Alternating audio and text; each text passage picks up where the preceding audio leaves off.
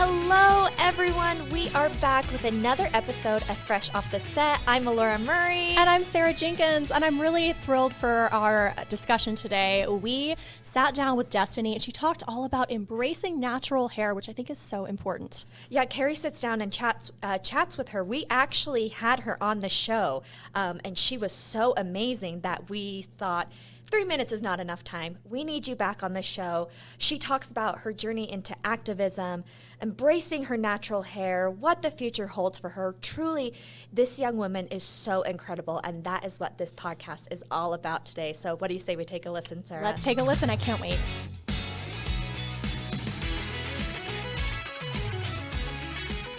I am so excited to introduce to you our podcast guest of the day. It's Destini Perkins. She's an influencer, activist, advocate for the youth. You've probably seen her on our show, Fresh Living. We're excited to have her on our podcast. Destini, great to see you. Thank you. I'm so happy to be here. We just love talking with you. Okay, let's start with your background and how you became an activist. Yeah, so it all began in San Diego. That's where I'm from. And I was going through high school kind of confused. I was lost in my identity culturally, and just I didn't really know who I was. And luckily I joined the Black Student Union on my campus. They just advocate for like resources, going to college, all these amazing things.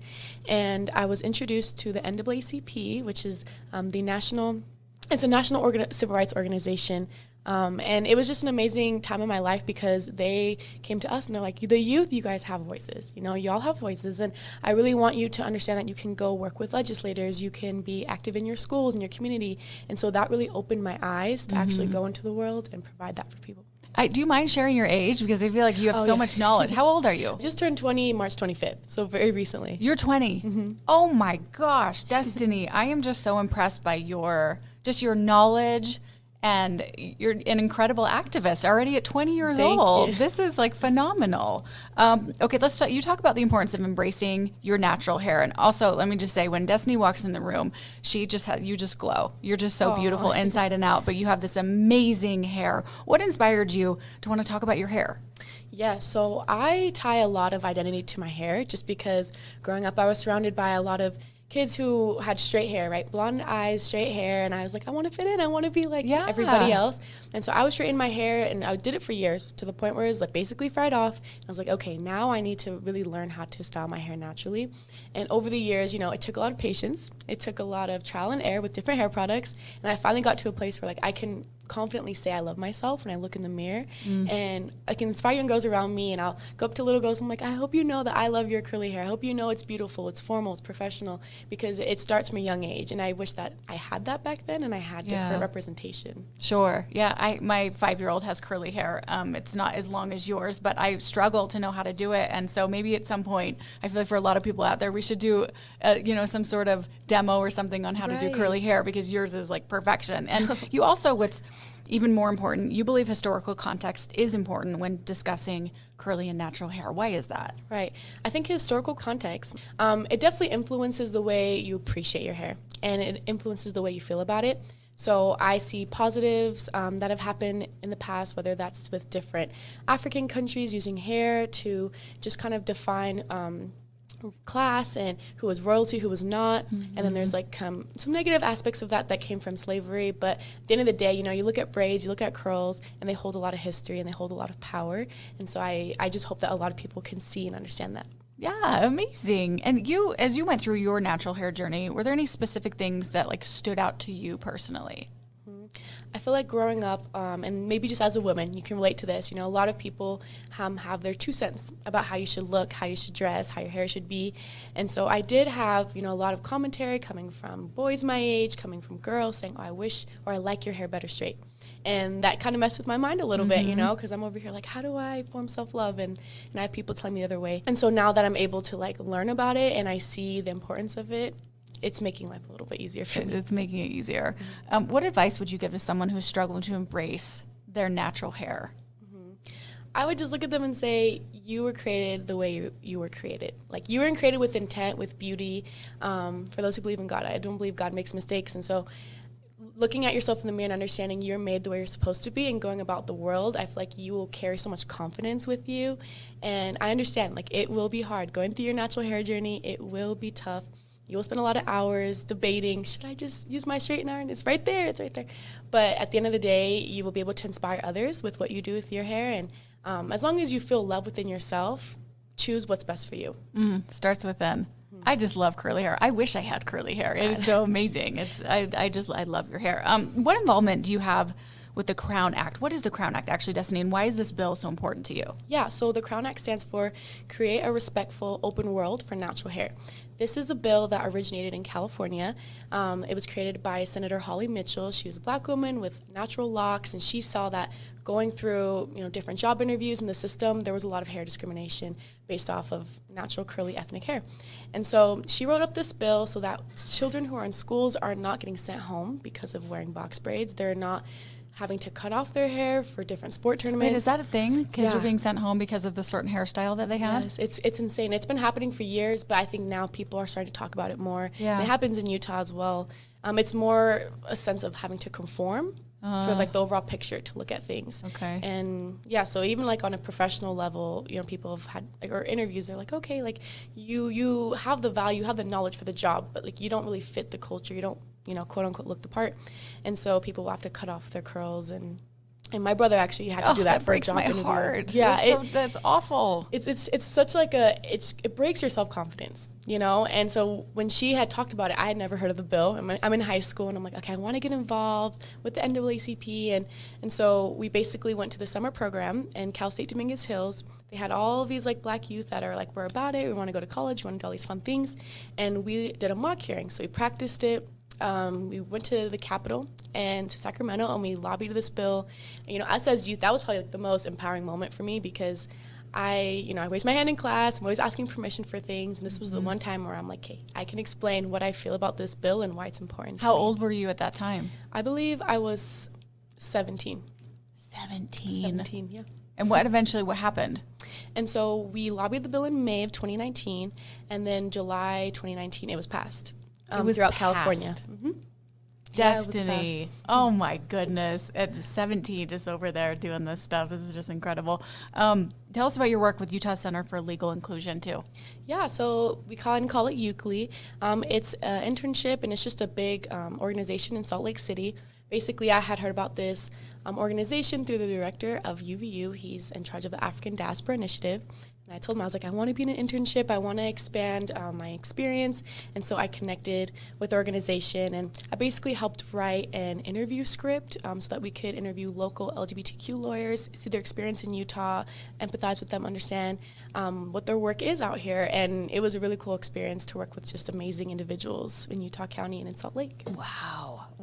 Okay, and you actually won the Princeton Prize in Race Relations Certificate of Accomplishment. What does that mean to you? That's a big deal. Yeah, it was such an amazing feeling. So I had been awarded this beginning of 2020, right before all the COVID craziness, and I'd applied for this scholarship because it was based off equity. And I feel like all of my mission throughout high school was to make sure that other students around me never felt alone and never felt certain ways that I did freshman year.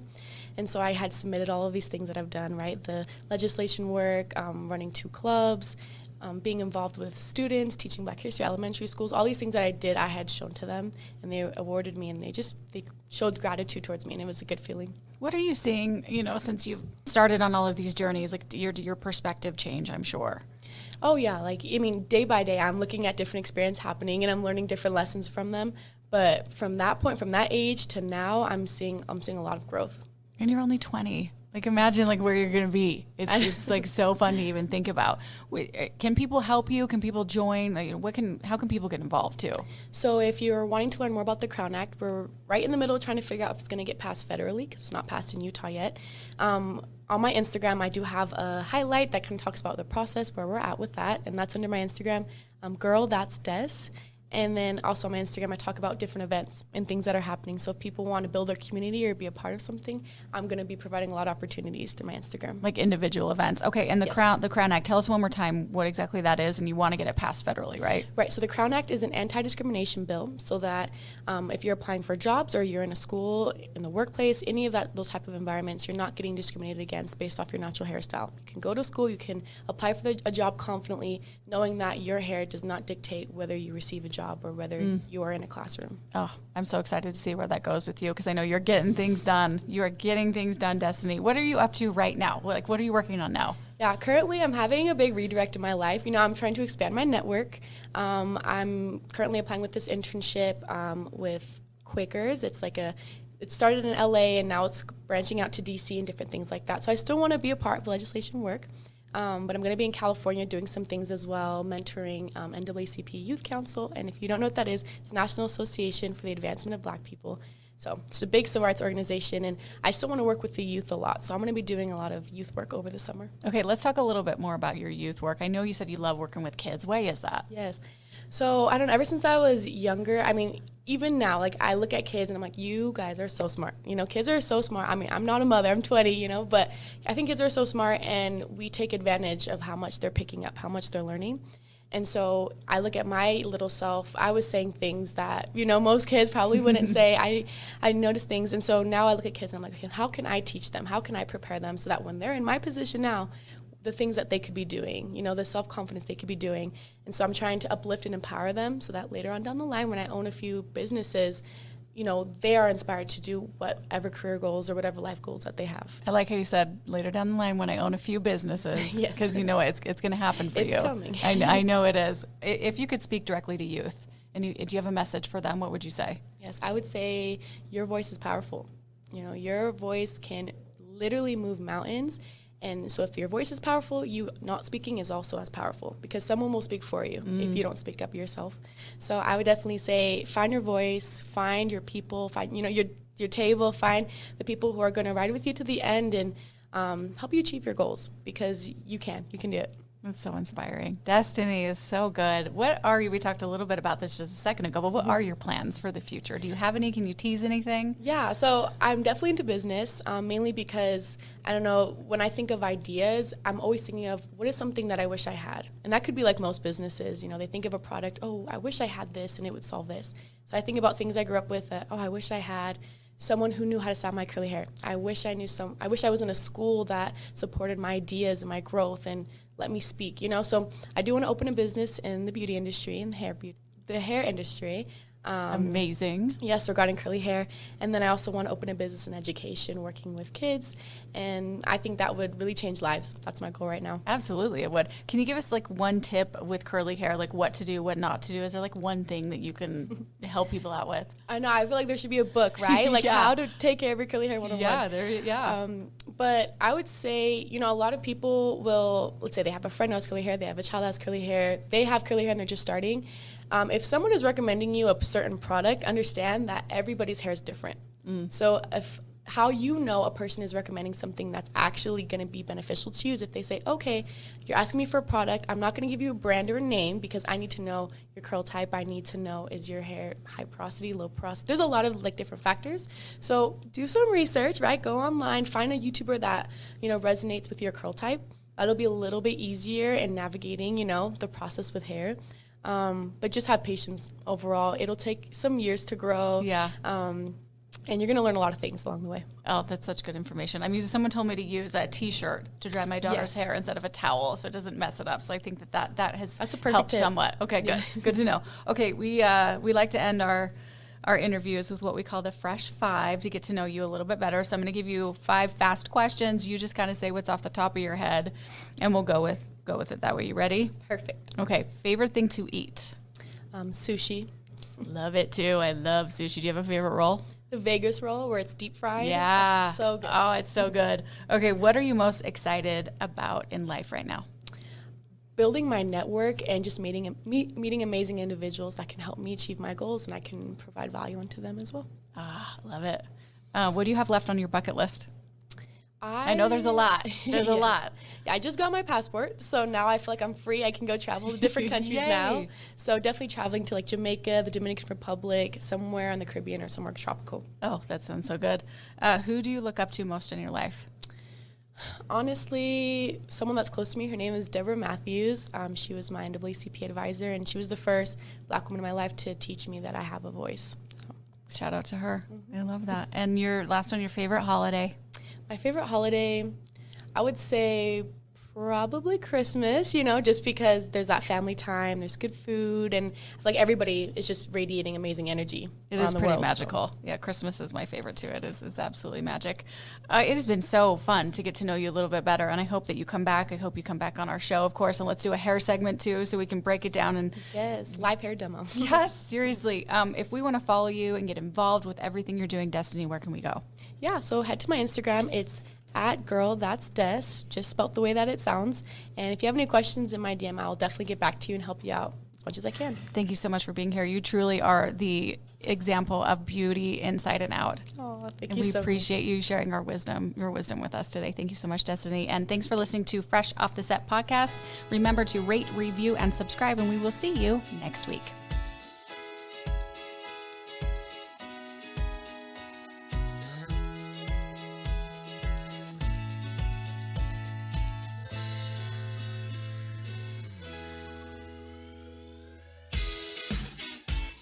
Congrats, you made it to the end. If you want to continue to freshen up your day, you can watch us on Fresh Living every weekday on CBS Channel 2 in Utah at 1 o'clock.